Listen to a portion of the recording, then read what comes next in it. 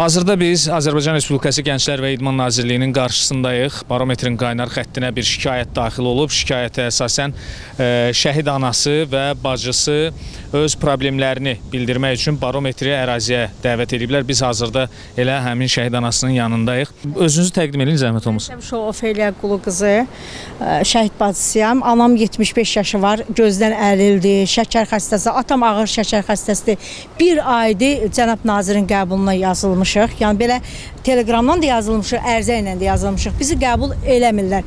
Düşür hüquq şöbəsi, nə biləm kimlərsə o bu nazirə yaxın durmağa bizi qoymurlar. Məsələniz nədir? Bax, demək istədiyiniz problem nədir? İstədiyimiz problem odur ki, 2 il mənim qızım Gənclər İdman Zərdab rayon Gənclər İdman İdarəsinin rəisi işləyib. 2 il müdir işləyib, 2 il.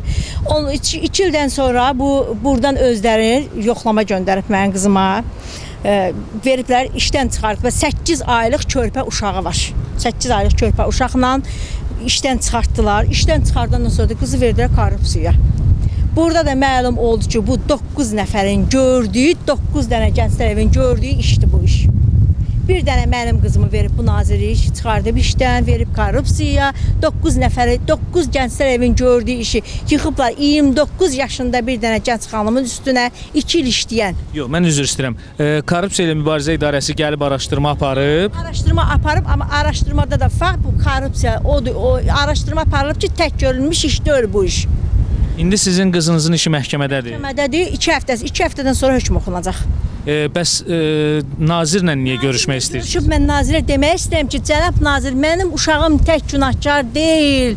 Yox, mən bir şeyi başa düşmədim, ona görə sual verim. Siz bizə müraciət elədiniz, biz gəldik çəkilişə, heç bir problem yoxdur. Amma məsələn, korrupsiya ilə bağlı bir məsələ varsa və sizin qızınızın işi məhkəmədədirsə, ona axı nazir müdaxilə eləyə bilməz. Nazirin müdaxiləsi lazım deyil mənə. Nazir bir dənə, bu 9 dənə Gənclər evində, axı ayın 5-i mənim uşağım yoxlanıb, 7-si Füzuli. Naziri özü, korrupsiya yox.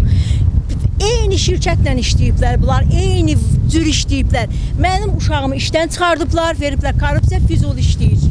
Məqsəd nədir bizə bu ailəyə bu zülmü eləməkdə məqsəd nədir? Siz məhkəmənin nəticəsini gözləmək istəmirsiniz? Niyə gözləyək? Məhkəmə mənim uşağımı niyə tutsun, bir mənim uşağımı? Bəlkə məhkəmə araşdırma eləyəcək hələ. Araşdırma eləyib də məhkəmə araşdırma eləyib. Yox anam, mən siz nə mənada deyirəm? O mənada ki, bu məsələ ki, korrupsiya məsələsi var və orada artıq məhkəmə araşdırır, ona görə soruşuram ki. Nazirlik verib. Nazirlik verib, niyə o 9 dənə Gənclər evində verməyib? Tək məqsəd nədir? Mən nazirdən soruşmaq istəyirəm ki, cənab nazir, məqsəd nədir tək mənim uşağımı verilməlində?